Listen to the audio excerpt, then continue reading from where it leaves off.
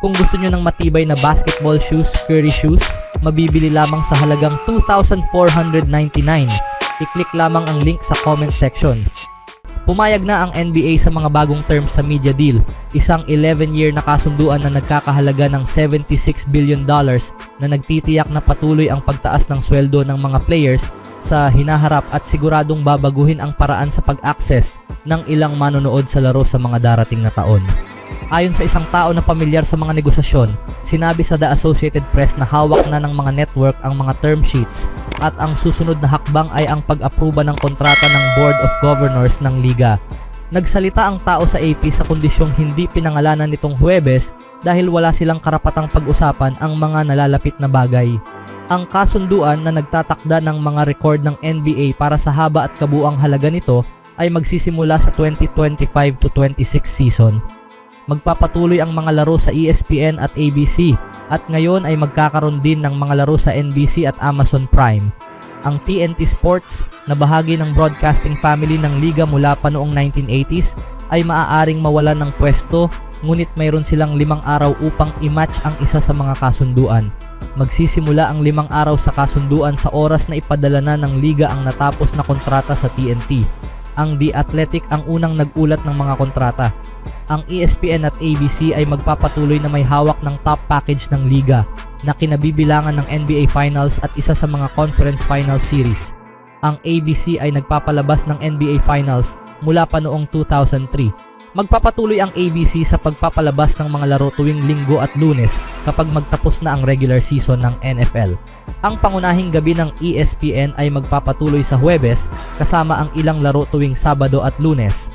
Ang pagbabalik ng NBC na nagpalabas ng mga laro ng NBA mula 1990 hanggang 2002 ay nagbibigay sa liga ng dalawang broadcast network partners sa unang pagkakataon.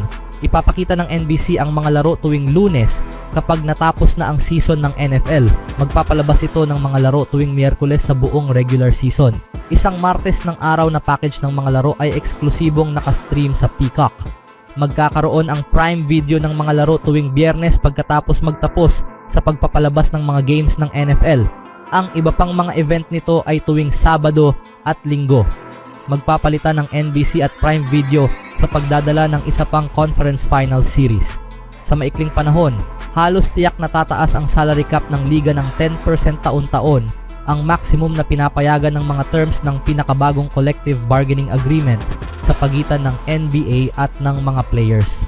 Ibig sabihin nito, ang mga manlalaro tulad ni Shai Gilgeous-Alexander ng Oklahoma City at Luka Doncic ng Dallas ay maaaring kumita ng humigit kumulang $80 million sa 2030 to 31 season at nagdudulot ng posibilidad na ang mga top player ay maaaring kumita ng halos $100 million per year kada season pagsapit sa kalagitnaan ng 2030s. Nililinaw din nito ang daan para sa susunod na pangunahing item sa listahan ng mga gagawin ng NBA. Ito ay ang expansion. Malinaw na sinabi ni Commissioner Adam Silver ang pagkakasunod-sunod sa kanyang mga pangunahing agenda sa mga nagdaang season. Ang mga iyon ay ang pagpapanatili ng kapayapaan sa paggawa na nakamit sa bagong CBA, pagkakaroon ng bagong media deal na halos natapos na ngayon, at pagkatapos ay doon lamang ituon ang atensyon ng liga patungo sa pagdaragdag ng mga bagong prangkisa. Ang Las Vegas at Seattle ay karaniwang kabilang sa mga lungsod na madalas na nababanggit bilang mga pangunahing kandidato sa pagpapalawak, kasama ang iba tulad ng Montreal, Vancouver at Kansas City na inaasahang may mga grupong may interes din. Habang lumalago ang mga broadcast rights packages sa kabuuang halaga sa nakalipas na 25 years, gayon din ang mga sweldo dahil sa kung gaano kalaking kita mula rito ang napupunta sa salary cap. Nang pumayag ang NBC at Turner sa isang $2.6 billion, 4 na taong deal na nagsimula noong 1998 to 99 season, ang salary cap ay nasa $30 million per team at ang average na sweldo ay nasa around $2.5 million. Ang average na sweldo sa season na ito ay lumampas na sa $10 million kada player at patuloy itong tataas mula rito. Nang magtapos ang deal na iyon na nagsimula isang quarter century na ang nakalipas, ang sumunod na kasunduan na covered sa 6 na seasons ay nagkakahalaga ng halos $4.6 billion sa ABC, ESPN at Turner. Ang kasunod na deal ay 7 taong kasunduan na nagkakahalaga ng $7.4 billion Ang kasalukuyang kasunduan na mag-e-expire sa susunod na season ay binasag ang record na iyon sa 9 na taon na halos $24 billion. Mula sa deal na nagsimula noong 1998 to 99 hanggang sa kasunduan ngayon ay nagawa na magsisimula sa 2025, ang kabuuang halaga ay tumaas ng humigit kumulang 2,800%. Kung isasaalang-alang ang inflation mula noon hanggang na ngayon, tataas ang halaga ng halos 1,400%. Anong masasabi niyo mga kaibigan? Sa ibang balita naman mga kaibigan, si Jaylen Brown ay nagmula sa isang legacy-defining season. Ang 8-year NBA veteran ay nagawa ang kanyang ikatlong All-Star team, nanalo ng Eastern Conference Finals MVP at Finals MVP habang tinutulungan ang Boston Celtics na makuha ang kanilang unang NBA championship mula noong 2008. Ito ang uri ng pagsisikap na naglalagay sa kanya sa pantheon ng Celtics lore at pumuputol sa mga kritisismo tungkol sa kanyang $304 million na kontrata sa pagiging highest paid player sa kasaysayan ng liga nang siya ay pumirma nito. Ang hindi nagawa nito ay ang mapasama siya sa Team USA para sa Paris Olympics. Hindi nakapasok si Brown sa final roster spot na nagtitipon sa Las Vegas ngayong linggo para sa training camp. Nang umatras si Kawhi Leonard nitong Huwebes na nag-open ng isang pwesto sa roster, muli na namang hindi napasama si Brown. Sa halip, pinili ng Team USA ang kasamahan ni Brown sa Celtics na si Derek White upang palitan si Leonard. Ganito tumugon si Brown sa social media nang lumabas ang balitang iyon. Ano ang ibig sabihin nito? Tanging si Brown lamang ang nakakaalam syempre.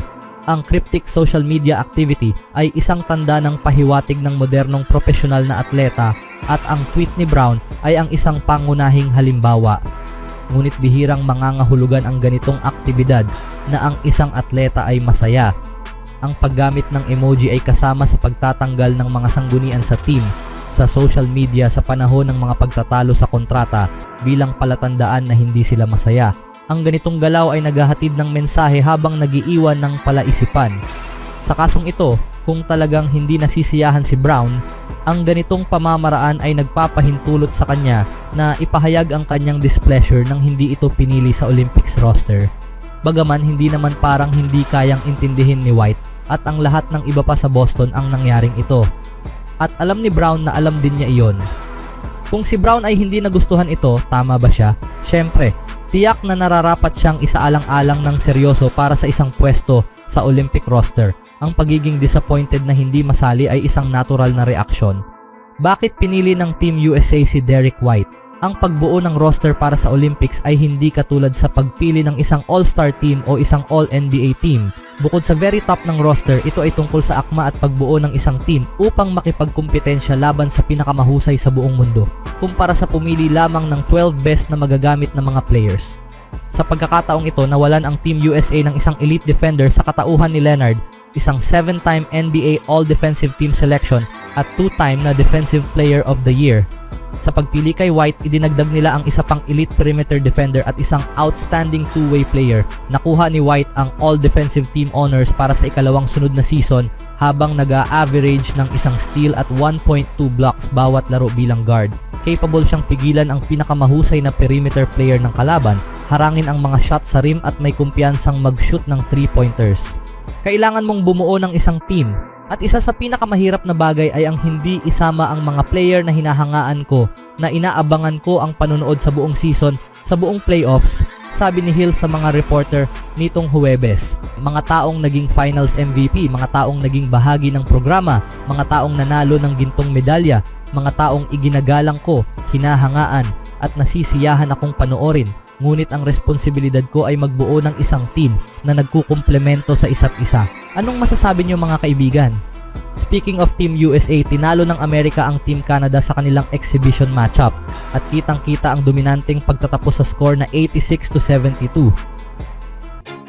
Always do it on my own, so I gotta get through it. And the only thing I know is to love what I'm doing. Never give up, never slow, till I finally prove it. Never listen to the no's, I just wanna keep moving. Keep my head up when I act, head up, that's a fact. Never looking back, I'ma keep myself on track.